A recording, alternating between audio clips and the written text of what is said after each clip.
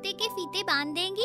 समा, समा। हाँ माँ, मैं तैयार हूँ। चलो वेद, बस आ गई।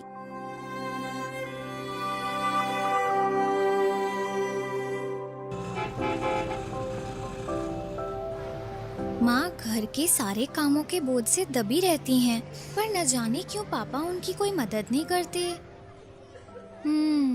मैं जानती हूँ कि पापा ऑफिस जाते हैं, लेकिन माँ तो घर की सफाई भी करती हैं, सभी के लिए खाना पकाती हैं और फिर ऑफिस भी जाती हैं। मुझे इस बारे में ईशा मैम से बात करनी चाहिए।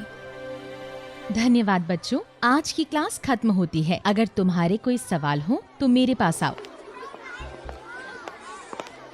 मैम, मेरी माँ मेरी और मेरे भाई की मदद करती है स्कूल के लिए तैयार होने में, और वो हम सब के लिए खाना भी बनाती हैं और फिर ऑफिस भी जाती हैं। मुझे हर शाम अपनी माँ को ऐसे थके हुए देखना अच्छा नहीं लगता। क्यों वो सारे दिन अकेले काम करती हैं? क्यों नहीं मेरे पापा उनकी मदद करते हैं? क्या केवल महिलाएं ही घर का काम करती हैं? समा, मैं बहुत खुश हूँ कि तुमने इस पर ध्यान दिया और तुम मुझसे इस बात पर चर्चा कर रही हो। यह सही नहीं है कि केवल महिलाएं घर का काम कर सकती हैं। एक व्यक्ति के लिंग और जेंडर का उसकी भूमिका और जिम्मेदारियों से कुछ भी लेना देना नहीं होता। घर को चलाने में हर एक व्यक्ति को योगदान देना चाहिए और घर का काम साथ मिलकर करना चाहिए। ओके मैम, लेकिन सेक्स और जेंडर से आपका क्या मतलब है? समा, लिंग एक जैविक पहचान है जो कि उन शरीर के अंगों पर आधारित होता है जिसके साथ हम पैदा हुए हैं। ओके मैम, और जेंडर क्या होता है? जेंडर के तहत समाज हमारे जैविक लिंग के आधार पर हमसे ये उम्मीद करता है कि हम कैसे व्यवहार करें। उदाहरण के तौर पर ये सामान्य रूप से स्वीकृत है कि महिलाओं को घर का सारा काम करना चाहिए।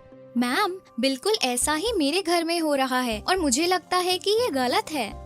सही कहा समा, ये बिल्कुल ठीक नहीं है और ये महत्वपूर्ण है हम ऐसी चीजों पर सवाल उठाएं जिन्हें स्टीरियोटाइप कहते हैं। शायद तुम ये जानती होगी कि दुनिया के ज्यादातर शेफ पुरुष हैं और उन्होंने इस स्टीरियोटाइप को तोड़ा है कि केवल महिलाएं खाना पका सकती हैं। इसी तरह मैरी कॉम, जो कि एक बॉक्सर हैं, उन्होंने ये दिखाया है कि महिलाएं भी लड़ सकती हैं और वे भी उतनी ही मजबूत होती हैं। ये कुछ उदाहरण हैं जिनको तुम ध्यान में रख सकती हो और अपने दोस्तों और परिवार से शेयर कर सकती हो। धन्यवाद मैम, मैं अपने मम्मी और पापा से चर्चा करूंगी और जब भी मैं ऐसा कुछ अपने आसपास होते देखूंगी, इन बातों पर सवाल उठाऊंगी।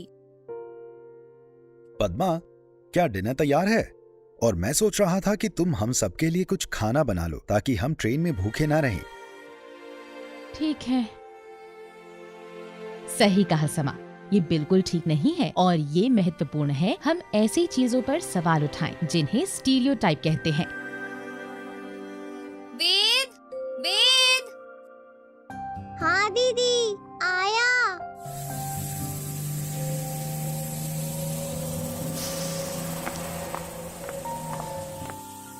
पापा, क्या मैं आपसे कुछ पूछ सकती हूँ? बिल्कुल समा, बोलो क्या बात है? आप माँ की घर के कामों में मदद क्यों नहीं करते?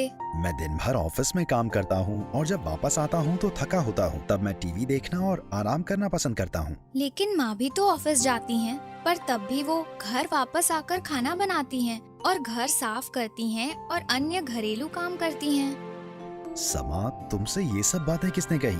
हर घर में माँ खाना बनाती है और घरेलू कार्य करती है। यह हमारे समाज में सामान्य है और इसमें कुछ भी गलत नहीं है। नहीं पापा, ये गलत है। मेरी टीचर ने भी ऐसी मान्यताओं के बारे में बताया था जो कुछ स्थितियों में एक लिंग को दूसरे से अधिक शक्तिशाली बनाते हैं। हम सबके लिए खाना बनाना माँ का कर्तव्य नहीं है। मैम ने कहा था कि हम सबको एक साथ मिलकर काम करना चाहिए और एक दूसरे की मदद करनी चाहिए। हाँ समा, मैं समझ गया हूँ कि जो तुम्हारी टीचर ने कहा वो सही है। मुझे मेरी गलती का एहसास हो गया है। मैं तुम्हारी माँ की खाना बनाने में मदद करूंगा और कल शिमला जाने के लिए बैग भी पैक करूंगा। धन्यवाद बेटा, ये बताने के लिए कि मैं क्या गलत कर रहा था।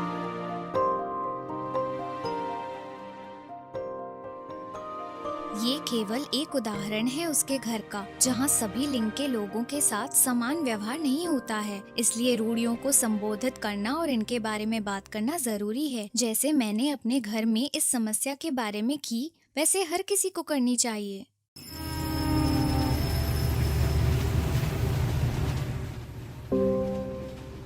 वेद, क्या हुआ?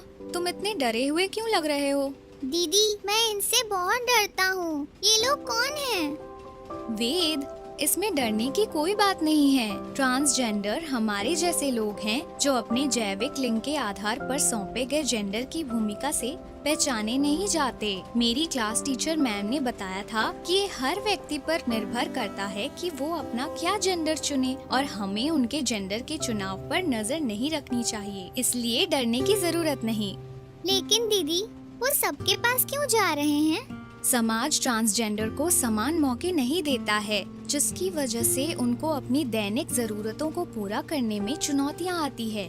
इसीलिए वो लोगों से पैसे मांगते हैं। माँ पापा, क्या हम उनकी मदद कर सकते हैं? अभी तुरंत ये सब बंद करें। हर एक व्यक्ति जैसा बनना चाहे वैसा बनकर जीवन जीने के लिए स्वतंत्र है। आप सब लोगों को इनसे माफी मांगनी चाहिए और दोबारा बिल्कुल ऐसा नहीं करना चाहिए। हम अपनी गलती महसूस करते हैं और शर्मिंदा हैं। धन्यवाद सर।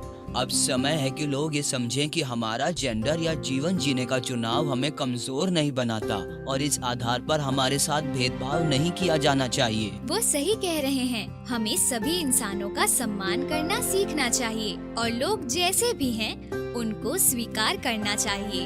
हर एक परिवार एवं समाज में लिंग समानता अति आवश्यक है। बच्चे के अभिभावक उनके पहले रोल मॉडल होते हैं। यह महत्वपूर्ण है कि माँ बाप घर के कार्यों को साथ मिलकर करें और अपने बच्चों से उनके उम्र के अनुकूल लिंग आधारित मुद्दों के बारे में बात करें, ताकि वो और ज्यादा जानकार, लिंग उत्तरदायी और सम्मानजनक बने। लिंग, जेंडर, जाति, धर्म, सामाजिक, आर्थिक या शैक्षणिक स्तर से परे सभी के बीच में आपसी सम्मान होना चाहिए। ये महत्वपूर्ण मूल्य लैंगिक समता आधारित समाज के निर्माण की मजबूत नींव बनाते हैं।